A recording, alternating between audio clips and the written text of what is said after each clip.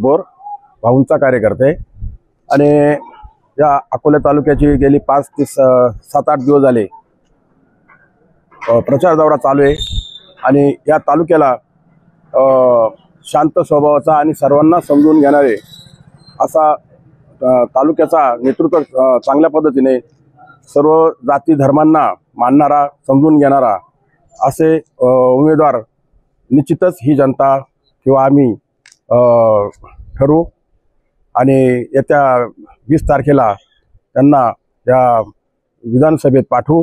कोण आमदार हवंय आपल्याला? आम्हाला शांत स्वभावाचा आणि सोजळ आणि समजून घेणारा सर्वांना असे वैभव भाऊ वाटतात की त्यांना समाजाने निवडून द्यावा अशी आमची पूर्ण इच्छा आहे। काय विकास केले भाऊंनी आपल्याला? भाऊंनी रस्ते, पाण्यात जलाशय आणि वंदनीय मधुकरराव पिचड साहेबांनी या 40 वर्षात या भागाचा पूर्ण विकास करून आणि आता भाऊंकडे पुढची दिशा भाऊंकडे सोपवलेली आहे आणि त्यांना आम्ही पूर्णपणे तालुक्यात विकासासाठी साथ देऊ अशी आमची सर्व कार्यकर्त्यांची आणि या समाजाची मान्य आहे। वैभव दादा पिचड हे देखील रिंगणात आहे, चांगला प्रतिसाद मिळतो आहे। उद्या शेवटचा दिवस आहे प्रचाराचा, काय सांगाल? आज विधानसभा 2016 माननीय वैभव भाऊ हे अपक्ष आहेत आणि अपक्ष निवडणुकीसाठी त्यांना जनतेने उभं केलेलं आहे।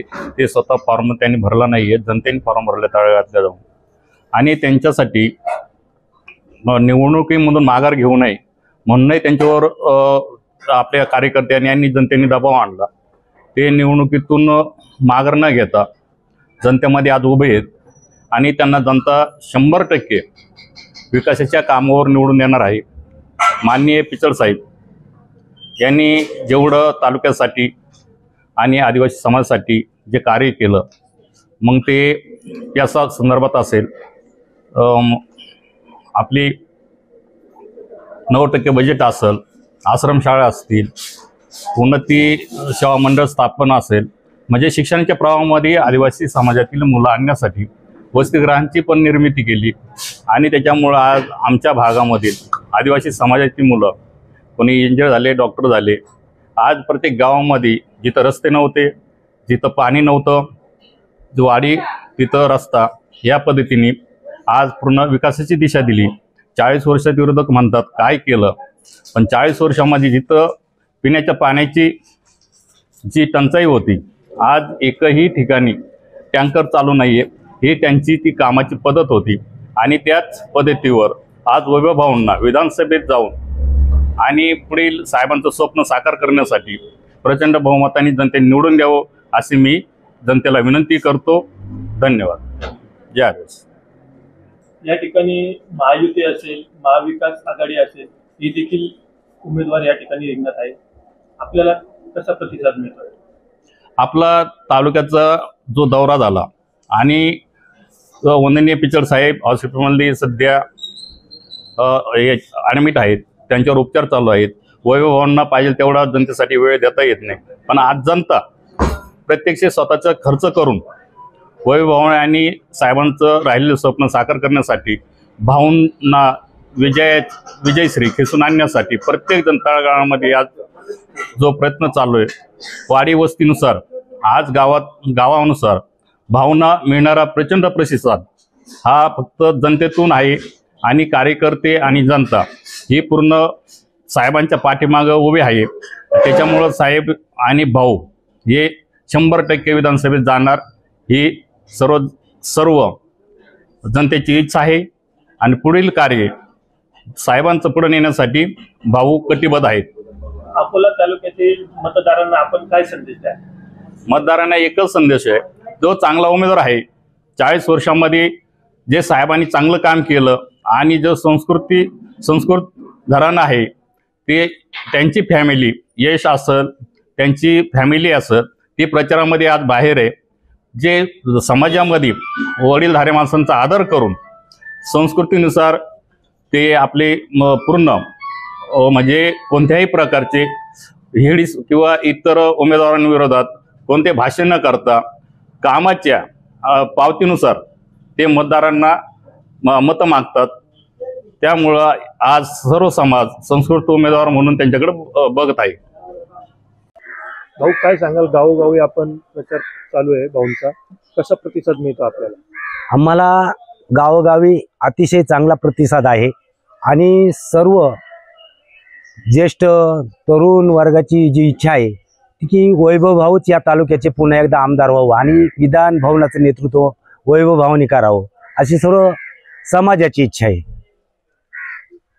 कारण वैभव भाऊनी प्रत्येक गावागावामध्ये पाण्याचा प्रश्न, शाळेचा प्रश्न, सभामंडप असतील, काँक्रिटीकरण असेल, वाडी वस्तीवर लाईटचा प्रश्न असेल आणि विशेषतः आमच्या या बारी गावात कळसुबाई शिखरापर्यंत लाईट नेणे, हे सभामंडप, समोरचे मारुती मंदिर, हे काँक्रिटीकरण, वाडी वस्तीवरची वीज, हे भक्त निवास, ह्या सर्व कामं, पिण्याची पाईपलाईन, हे सर्व कामं पिचड साहेबांनी ज्या वेळेस मागितली त्यावेळेस सर्व कामं पिचड साहेबांनी दिलेत. आणि म्हणून आणि एक पिचड साहेबांचा कार्यकर्ताच नव्हे म्हणून, परंतु एक चांगला या गावचा नागरिक म्हणून मी प्रत्येक ठिकाणी प्रत्येक भागात फिरतोय. आम्ही पठार भागातही गेलतो, इकडं आमच्या वारंगुशी गाणात, राजूर घाटातही फिरलोय. परंतु सर्व जनतेची भावना अशी आहे का वैभव भाऊ सारखा आमदार या तालुक्याला असावा, स्वयंमी, सुसंस्कृत आणि प्रश्नांची जाण असलेला नेता आपल्या तालुक्याला असावा. म्हणून सर्व विरोधक सुद्धा म्हणतात की ठीक आहे, आम्ही कुठे असू परंतु आम्ही भाऊंना मतदान करणार आहे. कारण भाऊंच्या नेतृत्वाखाली, साहेबांच्या नेतृत्वाखाली ज्या वेळेस समाजाविषयी जो प्रश्न निर्माण होतो त्यावेळेस प्रथम लढ्यात वैभव भाऊ आणि पिचड साहेबांचं योगदान या तालुक्यात, या समाजाला, राज्यात आहे. त्याच्यामुळं आम्ही सर्व ज्येष्ठ तरुण महिला या आमच्या वैभवभावांच्या पाठीशी उभे राहणार आहोत आणि वैभवांच्या रिक्षाला मतदान करणार आहोत. ही सर्व तरुणांची, ज्येष्ठांची भावना आहे.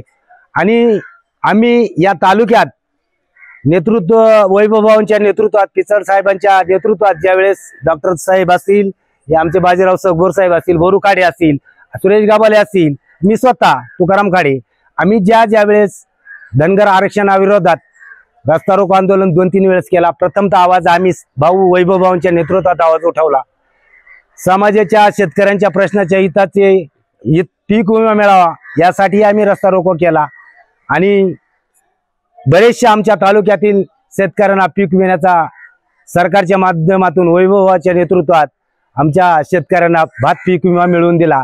त्यामुळे समाज वैभव भाऊंची पाठीशी 100% उभा राहणार आहे आणि वैभव भाऊ 100% या तालुक्याचे आमदार होणार आहेत. तेव्हा आमचा जो तरुण युवा, जो समजतोय तो तरुण युवा, ज्येष्ठ नागरिक भाऊंच्या पाठीशी आहेत